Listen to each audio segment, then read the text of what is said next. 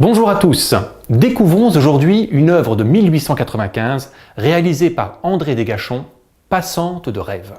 Cette toile, de grand format puisqu'elle mesure 2 mètres sur 3, est une huile sur toile, correspondant à la période symboliste de l'artiste. Mais qu'est-ce que le courant symboliste? Eh bien, il désigne un style refusant l'objectivité et le réalisme. Apparu dans les années 1880, il touche aussi bien la peinture que la littérature, la poésie ou même la musique, et l'on peut citer quelques grands noms adeptes du style tels que Gauguin, Moreau, Klimt, Baudelaire ou Rimbaud. Dans Passante de rêve, André Desgachons exprime ce courant en représentant à l'arrière-plan un château de style Renaissance correspondant à sa période historique favorite. Notre artiste peintre, André Desgachons, est un élève de l'Académie Julian, un atelier privé de peinture et de sculpture fondé en 1867 en marge de l'École des Beaux-Arts. Dans cet atelier, il suit, de par sa formation, la tradition des enlumineurs médiévaux. Pour lui, l'art et la poésie sont fusionnels. Il illustre de nombreux ouvrages littéraires comme ceux de Paul Verlaine, Gustave Flaubert ou encore Théophile Gautier. Quant à ce tableau, il le réalise à la même époque, où il expérimente avec son frère, Jacques, écrivain, une nouvelle forme de théâtre appelée le théâtre minuscule. Les textes de son frère sont mis en image par André, sur de petites toiles rétroéclairées. Certaines figures féminines sont proches de celles présentes dans l'histoire du prince naïf, histoire qui expérimente ce procédé de théâtre minuscule, et tout comme dans notre tableau, il est évoqué dans cette histoire la présence d'un coffre.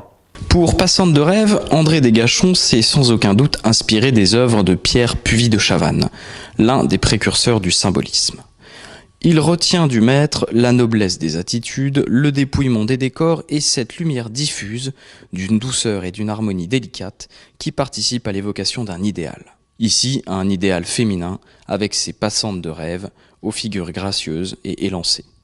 Pour la petite histoire, Passante de rêve est présentée en 1895 au Salon des 100, salon d'exposition d'art français, lors d'une rétrospective de l'artiste avant d'entrer dans les collections du musée en 1984.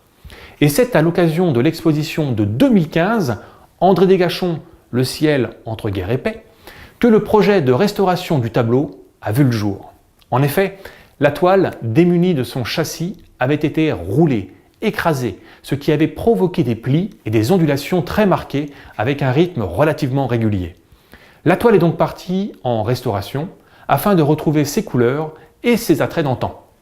Des bandes de tension ont été placées sur le revers de la toile pour résorber les déformations. La matière picturale a été refixée et les déchirures consolidées. La surface, elle, a été décrassée et des lacunes reprises afin d'effectuer la restauration totale de la toile. Un mécénat réussi pour l'association des Amis des musées de Châlons-en-Champagne qui, désireuse d'apporter son soutien, a organisé une souscription pour sa restauration. L'apport de mécènes particuliers a ainsi permis de financer en partie la restauration de ce tableau qu'il vous est maintenant permis d'admirer au Musée des Beaux-Arts et d'Archéologie de Châlons-en-Champagne.